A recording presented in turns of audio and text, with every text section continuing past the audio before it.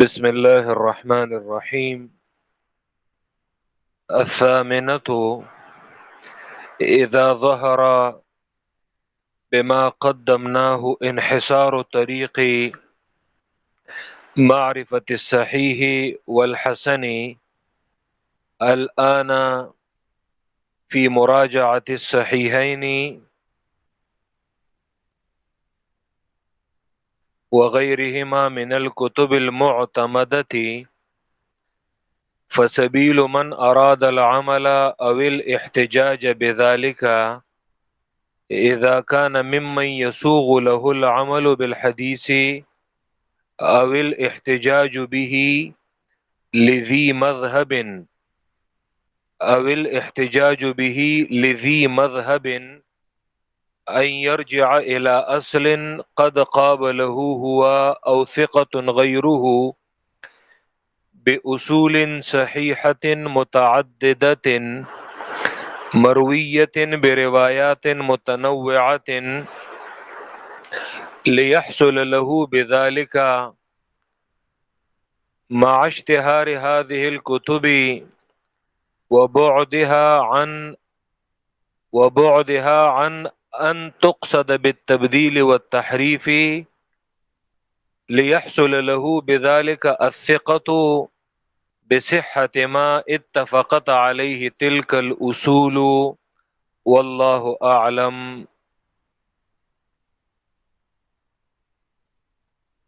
مقدمہ ابن الصلاح میں ہم پہلی نوع پڑھ رہے تھے جو حدیث صحیح سے متعلق تھا۔ سب سے پہلے مصنف نے حدیث صحیح کی جو تعریف ہے وہ پڑھی، اور اس کے لیے 5 شرائط ضروری ہیں: سند کا متصل ہونا، راویوں کا عدل اور ضابط ہونا، روایت کا شاذ نہ ہونا اور معلل نہ ہونا۔ پھر انہوں نے چند اصطلاحات کی وضاحت کی۔ ھذا حدیث صحیح، ھذا حدیث غیر صحیح سے محدثین کی کیا مراد ہے؟ تو وہ انہی شرائط کو مد نظر رکھ کر یہ اصطلاحات استعمال کرتے ہیں۔ پھر مصنف نے جو اہم فوائد تھے حدیث صحیح کی تعریف کے ساتھ، یا حدیث صحیح سے جو متعلق جو اہم فوائد تھے، تو انہوں نے یہاں پر اپنی اس کتاب میں 8 اہم فوائد وہ ذکر کیے ہیں۔ مختصر الفاظ میں اگر پہلے فائدے میں کہ سب سے جو اصح سند ہے وہ کون سی ہے، تو پہلے فائدے میں اصح الاسانید کون سی سند ہے۔ دوسرے فائدے میں حدیث صحیح میں حکم لگانے میں ہم اگر ائمہ محدثین کے احکام پر اعتماد کریں تو یہ زیادہ بہتر ہے۔ تیسرے اہم فائدے میں مصنف نے اصح الکتب بعد کتاب اللہ، اس کے بارے میں قول کیا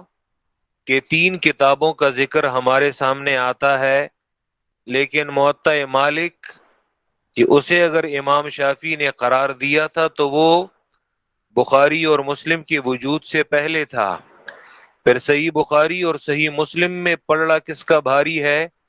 جزوی طور پر اگر صحیح مسلم کو صحیح بخاری پر ترتیب کے حوالے سے اگر ایک فضیلت حاصل ہے،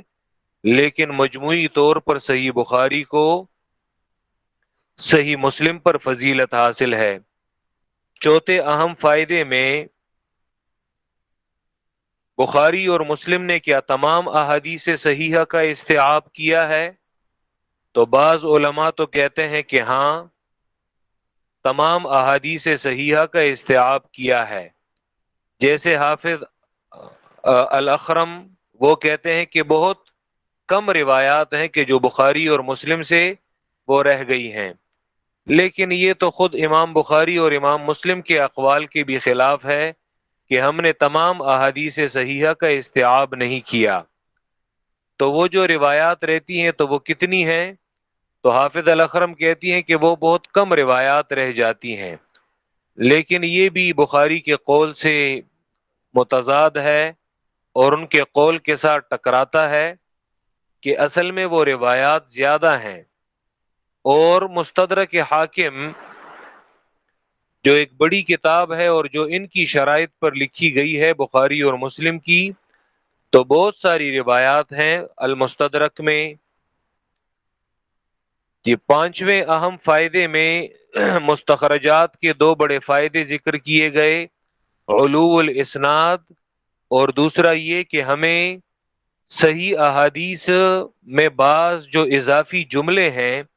وہ ہمیں زائد جملے مل جاتے ہیں۔ مستخرجات کے یہی فائدے ہیں کہ جو مستخرج ہوتا ہے، جو محدث مستخرج ہے، تو وہ اسے اپنی اسانید سے لاتا ہے اور اپنی سند کے لانے میں بعض جملے وہ اضافی ذکر کر لیتا ہے، تو اس سے زیادہ احکام وہ مستنبط کیے جاتے ہیں۔ چھٹے فائدے میں مصنف نے معلق کی تعریف، اقسام، اس کی صورتیں مختلف، اور معلق کا جو حکم ہے وہ انہوں نے وہ ذکر کیا۔ ساتویں اہم فائدے میں مصنف نے حدیث صحیح کی 7 اقسام جو ہیں وہ ذکر کی، کہ بخاری اور مسلم اور اس طرز پر جو لکھی جانے والی کتابیں ہیں جنہوں نے صحیح احادیث کو جمع کرنے کا اہتمام کیا ہے، ذمہ داری اٹھائی ہے، کہ الکافلۃ ببیان ذالک، اس سے مصنف نے اس کی طرف اشارہ کیا تھا کہ جو صحیح احادیث کو اپنی کتابوں میں لائے ہیں، تو ان احادیث کو ہم 7 اقسام میں تقسیم کر سکتے ہیں، کہ ان صحیح احادیث میں سب سے اعلیٰ قسم وہی ہوگی جس پر بخاری اور مسلم دونوں نے اتفاق کیا ہے، دوسری وہ ہوگی کہ جسے اکیلے بخاری نے روایت کیا ہے، تیسری قسم وہ ہوگی کہ جسے اکیلے مسلم نے روایت کیا ہے اور بخاری اس روایت کو نہیں لائے، چوتھی قسم وہ ہوگی کہ جو ان دونوں کی شرط پر ہوں اور دونوں نے اس کی تخریج نہ کی ہو، جس طرح یہ چوتھی، پانچویں اور چھٹی قسم یہ ہمیں مستدرک میں تو زیادہ ملتی ہیں یہ روایات، اور اسی طرح دیگر کتابوں میں بھی ہمیں ملتی ہیں، کہ جو ان کی دونوں کی شرائط پر ہوں یہ چوتھی قسم ہے اور دونوں نے اس کی تخریج نہ کی ہو، پانچویں قسم کہ وہ صرف بخاری کی شرط پر ہوں اور بخاری نے اس کی تخریج نہ کی ہو، چھٹی وہ کہ جو صرف مسلم کی شرط پر ہوں اور امام مسلم نے اس کی تخریج وہ نہ کی ہو، اور ساتویں وہ ہے کہ جو ان دونوں کے علاوہ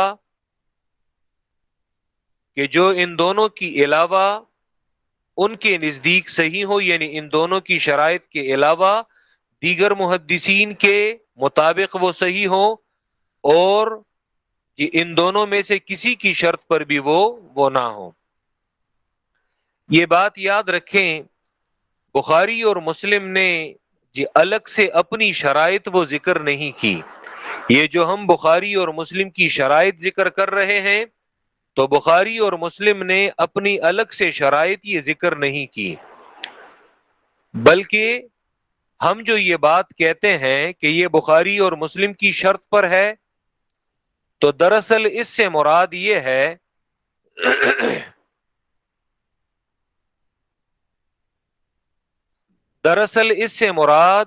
وہ یہ ہے کہ محدثین نے بخاری اور مسلم ان دونوں کی کتابوں کا بالاستیعاب مطالعہ کیا ہے اور گہرا مطالعہ کیا ہے، اور طویل ممارست یعنی انہوں نے اس کے ساتھ ایک عرصہ گزارا ہے، اور اسی گہرے مطالعے اور طویل ممارست کے نتیجے میں اپنے تجربے سے ان محدثین نے، بعد کے علماء نے یہ اندازہ لگایا ہے کہ امام بخاری ان شرائط کے مطابق احادیث کو لائے ہیں، اور امام مسلم ان شرائط کے مطابق وہ احادیث کو لائے ہیں۔ ٹھیک ہے جی، اور اس سلسلے میں پھر مختلف محدثین نے ان شرائط کو باقاعدہ اس پر اپنی کتابیں وہ لکھی ہیں. جیسے مثلا جی امام علامہ حازمی کی کتاب ہے شروط الائمۃ الخمسہ، شروط الائمۃ الخمسہ، جن میں انہوں نے 5 محدثین کی شرائط انہوں نے وہ ذکر کی ہیں. امام بخاری، امام مسلم، ابو داؤد اور اسی طرح ترمذی، ٹھیک ہے، ان محدثین کی انہوں نے شرائط وہ ذکر کی ہیں. اسی طرح حافظ مقدسی نے شروط الائمۃ الستہ، 6 محدثین کی شرائط، 6 ائمہ محدثین کی شرائط وہ کیا ہیں. تو انہوں نے پھر باقاعدہ اس پر ان کی وہ شرائط اپنی ان کتابوں میں انہوں نے یہ جمع کی ہیں. تو خود بخاری اور مسلم نے ان شرائط کو اپنی کتابوں میں ذکر نہیں کیا، بلکہ بعد کے محدثین اور علماء نے ان کی کتابوں میں غور کیا ہے اور ان کی کتابوں میں ان کا گہرا مطالعہ کیا ہے اور بہت سی شرائط کا انہوں نے استخراج کیا ہے.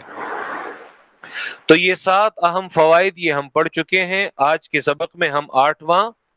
جو اہم فائدہ ہے وہ اسے ہم ذکر کریں گے صحیح حدیث سے متعلق.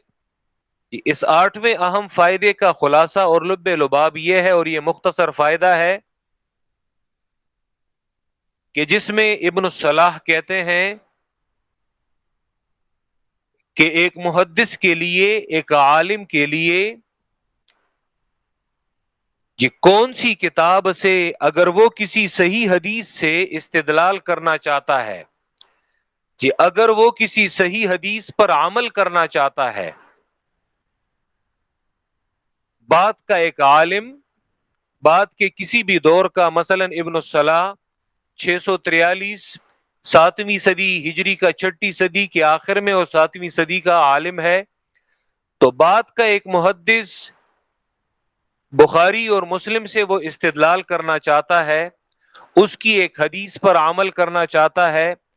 اور اسے وہ اپنے حوالے کے طور پر پیش کرنا چاہتا ہے، تو وہ کس کتاب سے وہ حوالہ وہ کیسے نقل کرے گا. تو یہاں پہ ابن الصلاح یہ کہتے ہیں کہ وہ اس نسخے سے، مثلا بخاری کا نسخہ ہے، بخاری کے کئی شاگردوں نے امام بخاری سے اس کتاب کو روایت کیا ہے اور نقل کیا ہے. اسی طرح امام مسلم کے متعدد شاگرد ہیں جنہوں نے امام مسلم سے ان کی کتاب کو نقل کیا ہے اور صحیح مسلم کو انہوں نے امام مسلم سے پڑھا ہے. اسی طرح ترمذی کے الگ سے شاگرد ہیں، ابو داؤد کے الگ سے شاگرد ہیں. مثلا جو حدیث صحیح کی کتابیں ہیں یا کسی بھی حدیث کی کتاب سے بات کا ایک محدث وہ حوالہ ذکر کرنا چاہتا ہے، تو وہ کس کتاب سے وہ حوالہ نقل کرے گا. تو یہاں پہ ابن الصلاح کہتے ہیں کہ وہ اسی کتاب سے حوالہ نقل کرے گا جب ایک بات کا محدث ایک حدیث پر عمل کرنا چاہتا ہے یا وہ اس حدیث کو اپنے دلیل کے طور پر پیش کرنا چاہتا ہے، تو ایسی کتاب سے وہ حوالہ پیش کرے گا کہ باقاعدہ اس نسخے کا دیگر نسخوں کے ساتھ ایک مقابلہ اور موازنہ جو ہے وہ ہو چکا ہو، اور ایک ایسا نسخہ جو ہے وہ یعنی وہ معروف اور مشہور ہو کہ جس میں کم سے کم غلطی کا اور خطا کا امکان ہو. ٹھیک ہے، کہ جس میں کم سے کم غلطی کا اور خطا کا امکان ہو. مطلب یہاں پہ ابن الصلاح کا یہ ہے کہ ہر کتاب سے وہ حوالہ جو ہے وہ بھی نہ پیش کرے، کیونکہ پہل طباعت کا یہ انتظام تو تھا نہیں جس طرح آج کے دور میں ہے. تو اسی وجہ سے بلکہ آج بھی باوجود اس کے کہ مختلف یعنی پرنٹنگ پریس ہے اور طباعت کا کتنا اعلیٰ نظام ہے، لیکن جو لوگ اس حوالے سے انہوں نے اپنی کمیٹیاں بٹھائی ہوتی ہیں، اور انہوں نے ایک گروپ جو ہے وہ بنایا ہوتا ہے، اور بہت ساری جگہوں پہ آج بھی ان سے غلطیاں وہ ہو جاتی ہیں۔ تو اسی وجہ سے ایک ایسے نسخے سے وہ حوالہ جو ہے وہ پیش کرے کہ جس میں روایات میں، الفاظ میں، یعنی اس کی تصحیح باقاعدہ ہو چکی ہو، مقصد یہ ہے، ٹھیک ہے، تاکہ غلطی کا کوئی احتمال وہ باقی وہ نہ رہے۔ تو یہاں پہ صرف حوالے کے حوالے سے، کہ جب آپ کسی صحیح حدیث پر کوئی حوالہ دیں گے تو کس کتاب سے حوالہ دینا آپ کے لیے یہ مناسب ہے۔ تو یہاں پہ انہوں نے یہ بات کی ہے کہ ایک ایسے نسخے سے کہ جس کا کئی متعدد نسخوں کے ساتھ مقابلہ اور موازنہ جو ہے وہ ہو چکا ہو، یعنی مطلب یہ کہ مثلا اگر آپ بخاری سے استدلال کر رہے ہیں، بخاری سے ایک حدیث کو نقل کر رہے ہیں، تو بخاری کے ایک ایسے نسخے سے آپ استدلال کریں، اس سے ایک ایسے حدیث کو نقل کریں کہ بخاری کے اس نسخے کا کئی نسخوں کے ساتھ موازنہ اور مقابلہ ہو چکا ہو۔ صرف یہ نہیں کہ اس نسخے کا صرف ایک نسخے کے ساتھ تقابل ہو چکا ہو، ٹھیک ہے، ابن الصلاح نے یعنی اس ایک نسخے کا کئی نسخوں کے ساتھ، مختلف نسخوں کے ساتھ تقابل اور موازنہ یہ ہو چکا ہو، لیکن پھر اس پر بات کے محدثین نے، جیسے یہاں پہ حاشیے میں بھی، پہلے حاشیے میں سیوطی نے جی امام نووی کا قول ذکر کیا ہے اس تیسری یا چوتھی سطر میں، کہ قال المصنف النووی، مصنف نووی کہتے ہیں کہ فَإِنْ قَابَلَهَا بِأَصْلٍ مُحَقَّقٍ مُعْتَمَدٍ أَجْزَأَهُ، یعنی اگر یہ ایک اس نسخے کا کہ اگر ایک بھی صحیح نسخے کے ساتھ تقابل ہو چکا ہو، یعنی کئی نسخے جو ہیں ان کے ساتھ تقابل ہونا ضروری نہیں ہے، بلکہ اگر اس کا ایک بھی معتمد اور محقق نسخے کے ساتھ تقابل ہو چکا ہو تو یہ بھی کافی ہے، ٹھیک ہے۔ یہ الثامنہ تو آٹھواں اہم فائدہ، اور یہ آخری اہم فائدہ ہے صحیح حدیث پہلی نوع کے ساتھ متعلق، کہ اذا ظہر بما قدمناہ، جب ظاہر ہوا بما قدمناہ، وہ جو ہم نے پہلے بیان کیا، یعنی ماقبل میں ہم نے حدیث صحیح سے متعلق، کہ حدیث صحیح آپ کو کہاں سے یہ ملے گی، کون کون سی کتابوں میں آپ کو یہ ملے گی، اور حدیث صحیح کے جو ماخذ ہیں اور مراجع ہیں وہ کہاں کون کون سے ہیں، کن کن کتابوں سے آپ حدیث صحیح کو وہاں پہ پا سکتے ہیں، اور حدیث صحیح آپ کو کن کن کتابوں میں مل سکتی ہیں۔ تو اذا ظہر بما قدمناہ، جب ظاہر ہوا بما اس تفصیل سے قدمناہ جو ہم نے پہلے بیان کیا، جو ہم نے پہلے ذکر کیا، کیا ظاہر ہوا؟ انحصار و طریق معرفت الصحیح والحسن، حدیث صحیح اور حسن، حدیث صحیح اور حسن کی معرفت کے طریقے کا منحصر ہونا۔ کیا مطلب؟ یعنی مطلب یہ کہ صحیح حدیث کی معرفت اور حسن حدیث، یہاں پہ حسن سے بھی مراد یعنی وہ حدیث کہ جس میں صحیح حدیث کی وہ شرائط، اگرچہ حسن یہ آگے مستقل عنوان جو ہے یہ آ رہا ہے، لیکن حسن حدیث کے حوالے سے بھی یہ پہلے سے ہی ایک بات یہ کر رہے ہیں، حالانکہ یہاں پہ مراد حدیث صحیح ہے، کہ اذا ظہر بما قدمناہ انحصار طریق معرفت الصحیح والحسن، جب ظاہر ہوا حدیث صحیح اور حسن کی معرفت کا طریقہ، اس کا منحصر ہونا یعنی آپ کو حدیث صحیح اور حسن یہ کہاں کہاں پہ ملیں گی، حصر کہ یہ احادیث آپ کو کہاں کہاں پہ کن کن کتابوں میں ملیں گی، اور کن کن کتابوں پر اس کا انحصار ہے، حدیث صحیح کن کتابوں میں موجود ہے اور حدیث صحیح کا انحصار کن کتابوں میں ہے، تو وہ بخاری ہے، مسلم ہے، اسی طرح مستخرجات ہیں اور ابن خزیمہ ہے، اسی طرح ابن حبان وغیرہ یہ کتابیں ہیں۔ جب ماقبل تفصیل سے حدیث صحیح اور حسن کی معرفت کا جو طریقہ ہے اس کا منحصر ہونا یہ ظاہر ہوا کہ الان اب، یعنی اب جب یہ تمام تفصیلات ہم نے کر لیں تو جب یہ ظاہر ہوا کہ ہم نے کون کون سی کتابوں کی طرف مراجعت کرنی ہے، فی مراجعت الصحیحین، تو صحیحین کی طرف ہم نے لوٹنا ہے، انحصار و طریق معرفت الصحیح والحسن، صحیح اور حسن کی معرفت کے طریقے کا منحصر ہونا، یہ کہاں پہ ہے؟ فی مراجعت الصحیحین، صحیحین کی کتابوں کی طرف رجوع کرنے پر ہی منحصر ہے کہ آپ کو صحیح حدیث صحیحین کی طرف مراجعت اور صحیحین کی طرف آپ لوٹیں گے تو آپ کو صحیح حدیث آپ کو وہیں پہ ملے گی۔ وغیرہما، اور صحیحین کے علاوہ جو دیگر کتابیں ہیں من الکتب المعتمدۃ، لیکن ان کے علاوہ جو با اعتماد کتابیں ہیں، ٹھیک ہے، کیونکہ انہوں نے ماقبل میں یہ بھی ذکر کیا تھا کہ بعض کتابیں بعد کے محدثین نے ایسی لکھی ہیں جو غیر معروف ہیں، بلکہ ان کی یہاں سے مراد من الکتب المعتمدۃ، با اعتماد کتابیں۔ تو جب یہ ظاہر ہوا تو اب آگے کیا کرنا ہے، حوالہ کیسے دینا ہے؟ فسبیل من اراد العمل، فسبیل من اراد العمل، یہ تو راستہ اس شخص کا، اراد العمل، کہ جو ارادہ کرتا ہے عمل کا۔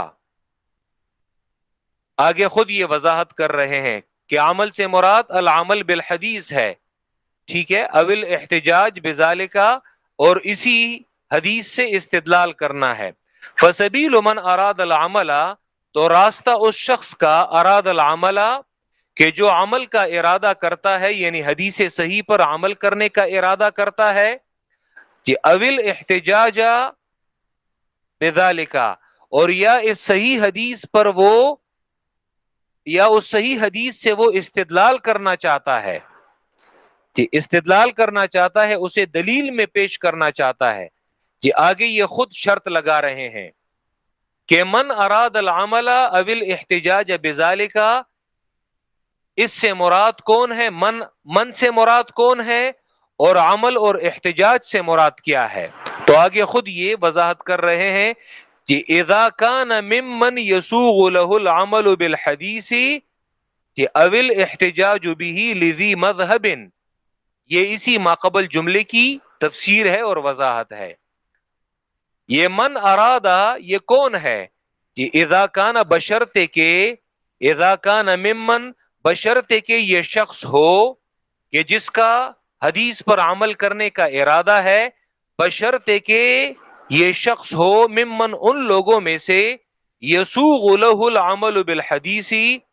کہ جائز ہو اس کے لیے حدیث پر عمل کرنا۔ یہاں پر یسوغ له العمل بالحدیث، حدیث پر، حدیث صحیح پر عمل کرنا اس کے لیے جائز ہو، مطلب یہ کہ اس میں حدیث پر، صحیح حدیث پر عمل کرنے کی صلاحیت ہو۔ یہاں پہ جائز ہونے سے، ورنہ صحیح حدیث پر عمل کرنا یہ تو ہر مومن کے لیے جائز ہے، لیکن یہاں پہ اذا کان ممن یسوغ له العمل بالحدیث سے مراد کون ہے؟ وہ محدث اور وہ عالم مراد ہے کہ جو حدیث صحیح پر عمل کرنے کی جو صلاحیت ہے، یعنی حدیث صحیح کو وہ پہچاننے کی صلاحیت رکھتا ہے۔ تو جب اسے پہچاننے کی صلاحیت رکھتا ہے تو سب سے پہلے وہی اس پر عمل کرتا ہے، تو عام لوگ تو اسے ہی دیکھ کر، اس سے ہی پوچھ کر صحیح حدیث پر عمل کرتے ہیں۔ تو یہاں پہ اس سے مراد وہ محدث، وہ عالم جو صحیح حدیث کو پہچاننے کی صلاحیت رکھتا ہے۔ اذا کان ممن یسوغ له العمل بالحدیث، بشرطے کہ یہ جو ارادہ کرنے والا ہے یہ ممن، ان لوگوں میں سے ہو کہ جائز ہو اس کے لیے عمل کرنا حدیث صحیح پر، یعنی مطلب یہ کہ حدیث صحیح پر عمل کرنے کی اس میں صلاحیت ہو اور وہ ایک محدث اور ایک عالم ہو. اول احتجاج به لذی مذہب، یا دلیل پیش کرتا ہے بھی اس صحیح حدیث کے ذریعے لذی مذہب، صاحب مذہب کے لیے. مثلا ایک عالم جو ہے، بات کا ایک عالم، ایک محدث، مثلا وہ امام ابو حنیفہ رحمہ اللہ، ان کے قول کے لیے ایک صحیح حدیث کو بطور دلیل کے پیش کر رہا ہے، یا اسی طرح امام شافعی کے لیے وہ بطور دلیل کے بھی پیش کر رہا ہے، تو یہ تو ایک عام شخص کا کام نہیں ہے، بلکہ یہ ایک عالم، ایک محدث کا ہی کام ہے. اول احتجاج به لذی مذہب، یا وہ استدلال کر رہا ہے اس صحیح حدیث کے ذریعے لذی مذہب،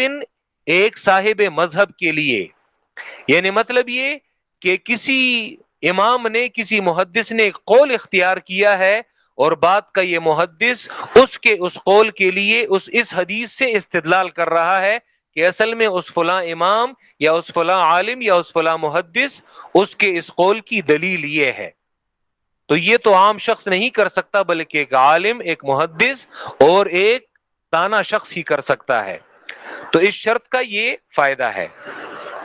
یعنی فسبیل من اراد العمل او الاحتجاج بذلك، اس کی وضاحت انہوں نے کی کہ اس سے مراد وہ محدث اور وہ عالم ہے. تو اب ان یرجع الی اصل، اس کا تعلق اسی فسبیل من اراد العمل او الاحتجاج بذلك کے ساتھ ہے. تو تو طریقہ اس شخص کا کہ جو حدیث پر عمل کرنے کا ارادہ کرتا ہے یا اس حدیث صحیح سے استدلال کرنے کا ارادہ کرتا ہے، تو وہ کیا کرے؟ ان یرجع الی اصل، اصل سے مراد نسخہ ہے. تو چاہیے یہ کہ وہ رجوع کرے ایک ایسے نسخے کی طرف، کہ وہ رجوع کرے حدیث کی کتاب کے ایک ایسے نسخے کی طرف قد قابلہ ہوا، کہ تحقیق تقابل کیا ہو اس نسخے کا ہوا خود اس عالم نے، یعنی خود اس میں صلاحیت ہو کہ اس نسخے کی اس نے دیگر نسخوں کے ساتھ اس نے تقابل کیا ہو. ٹھیک ہے، تاکہ اگر اس نسخے سے وہ اس صحیح حدیث کا حوالہ دے رہا ہے یا اس سے وہ استدلال کر رہا ہے، تو تاکہ، یعنی اس کا مطلب زیادہ احتیاط ہے، اس سے مراد یہ ہے. ورنہ آج کے دور میں ان نسخوں کی اصلاح اور تصحیح وہ ہو چکی ہے، اور آج کے دور میں صرف ان مخطوطات کے حوالے سے پہلے یہ کام کرنا پڑتا ہے کہ جو ابھی تک اس کی چھپائی وہ نہ ہوئی ہو، اور محققین نے اس کی تصحیح اور اس کا تقابل اور اس کا موازنہ نہ کیا ہو. ٹھیک ہے، ورنہ جو مشہور کتابیں ہیں ان کا پہلے سے ہی تقابل اور موازنہ وہ محققین اور علماء نے، محدثین نے بہت پہلے سے ہی کر لیا ہے. تو چاہیے کہ وہ ایک ایسے نسخے کی طرف مراجعت کرے، ایسے نسخے کی طرف وہ لوٹے قد قابلہ ہوا، کہ تحقیق تقابل کیا ہے اس نسخے کا ہوا خود اس عالم نے، کہ جو عمل کرنے کا ارادہ کر رہا ہے اور جو استدلال کرنے کا ارادہ کر رہا ہے، اس نے خود اس کا تقابل کیا ہو، او ثقۃ غیرہ، یا کسی قابل اعتماد عالم نے اس کے علاوہ اس کا تقابل کیا ہو. کس کے ساتھ کیا ہو؟ بِأُصُولٍ صَحِیحَةٍ مُتَعَدِّدَةٍ، اصول سے مراد یہاں پہ نسخے ہیں، جمع ہے. متعدد صحیح نسخوں کے ساتھ مقابلہ کیا ہو. متعدد یعنی ایک سے زیادہ صحیح نسخوں کے ساتھ اس نے وہ تقابل کیا ہو، تو تب ہی ایسے نسخے سے ایک شخص کو حوالہ وہ دینا چاہیے. پھر وہ متعدد جو صحیح نسخے ہیں ان میں سے بھی ایسا نہیں کہ وہ صرف ایک راوی کی روایت سے وہ منقول ہوں. مثلا ایسا نہیں ہے کہ بخاری کے مختلف، امام بخاری کے چند شاگرد ہیں، مختلف شاگرد ہیں، تو ان میں سے صرف ایک راوی کے جو متعدد نسخے ہیں، مثلا ایک راوی امام بخاری سے اس نسخے کو نقل کر رہا ہے، صحیح بخاری کو، یا اسی طرح ابن خزیمہ کے کئی شاگرد ہیں، تو پھر اس میں سے بھی ابن خزیمہ کے ایک شاگرد پر اعتماد نہیں کرنا چاہیے. مثلا ایک شاگرد کے متعدد نسخے ہیں اور وہ صرف ایک شاگرد کے ہیں، نہیں، بلکہ امام بخاری کے مختلف شاگردوں بروایات مرویت بروایات متنوعات، اس کا مطلب یہ ہے کہ اسے کئی روایات کے ساتھ، کئی راویوں کی روایات کے ساتھ روایت کیا گیا ہو. ٹھیک ہے، مثلا کئی راوی اپنے استاد سے اس نسخے کو وہ نقل وہ کر چکے ہوں. مرویت بروایات متنوعات، کہ جو مختلف روایات سے وہ مروی ہوں. ٹھیک ہے، مرویت بروایات متنوعات، کہ جو، اور یہ نسخے مختلف روایات سے وہ مروی ہوں، یعنی مختلف راویوں کی روایات سے وہ مروی ہوں. یہ تمام کام کس لیے کیا جا رہا ہے؟ لیحصل له بذالک، تاکہ حاصل ہو جائے اس عامل کے لیے، وہ جو من اراد العمل، تاکہ حاصل ہو جائے اس عامل کو، کیا حاصل ہو جائے؟ بذالک، اس عمل کے ذریعے، تاکہ حاصل ہو جائے اس عامل کو، بذالک، اس عمل کے ذریعے. آگے الثقۃ، اسی کا تعلق جو ہے وہ بذالک کے ساتھ ہے. اب درمیان میں یہ مع اشتہار هذه الکتب وبعدها، اس میں یہ ایک اضافی بات کر رہے ہیں کہ اتنا اہتمام کرنے کی ضرورت کیا ہے، جبکہ یہ کتابیں تو کافی مشہور ہیں، تو آپ ان مشہور کتابوں میں یہ اضافی شرائط یہ لگانے کی آپ کیوں کوشش کر رہے ہیں؟ تو خود یہ کہتے ہیں ابن الصلاح، مع اشتہاری، حالانکہ مجھے یہ معلوم ہے، مع اشتہار هذه الکتب، باوجود ان کتابوں کے مشہور ہونے کے، یعنی باوجود یہ کہ یہ کتابیں تو پہلے سے مشہور ہیں، تو اتنا اہتمام کرنے کی ضرورت کیا ہے؟ مجھے یہ معلوم ہے کہ یہ کتابیں مشہور ہیں. وبعدها عن ان تقصد بالتبدیل والتحریف، اور تبدیل اور تحریف کے قصد سے دور ہونے کے باوجود، یعنی مطلب یہ کہ ان میں تبدیل اور تحریف اس سے دور ہے، کیونکہ یہ کتابیں اتنی معروف اور مشہور ہیں کہ ان کتابوں میں صحیح بخاری، صحیح مسلم، اسی طرح حدیث کی یہ دیگر کتابیں جو ہیں باعتماد کتابیں، ان میں اگر کوئی کرنا بھی چاہے تحریف اور تبدیل نہیں کر سکتا. وجہ یہ ہے کہ یہ اتنی معروف اور متداول ہیں، اتنی معروف اور مشہور ہیں کہ ایک شخص کتنی کتابوں میں وہ تحریف اور تبدیل جو ہے وہ کر سکے گا. تو ابن الصلاح کہتے ہیں کہ مجھے بھی یہ معلوم ہے کہ یہ کتابیں اتنی معروف اور مشہور ہیں کہ ان میں تبدیل اور تحریف سے کافی دور ہیں، اور یہ کتابیں کافی مشہور ہیں، لیکن اس عمل کے ذریعے کیا حاصل کرنا چاہیے؟ لیحصل له بذالک، تاکہ حاصل ہو لہو اس عامل کو، بذالک، اس عمل کے ذریعے کہ اس نے وہ تقابل کیا ہو، مقابلہ کیا ہو صحیح نسخوں کے ساتھ، الثقۃ، اسے اعتماد حاصل ہو. اصل میں صحیح حدیث پر اعتماد کی بات ہے، باوجود اس کے کہ اگر ہم صرف صحیح حدیث کی وہ شرائط سے وہ آغاز کریں تو وہ شرائط ہی اتنی باکمال شرائط ہیں کہ ایک مومن اور ایک مسلم کے لیے ان شرائط پر اعتماد، وہ یعنی محدثین نے اتنی زیادہ تاکید کی ہے کہ صحیح حدیث کی شرائط سے لے کر پھر جن کتابوں میں وہ احادیث درج ہیں، اور پھر باقاعدہ ان کا اتنا اہتمام کہ اس ایک ایک نسخے کا کئی کئی نسخوں کے ساتھ مقابلہ اور موازنہ ہو چکا ہو، تاکہ ایک مومن کو، ایک عامل کو، ایک عمل کرنے والے کو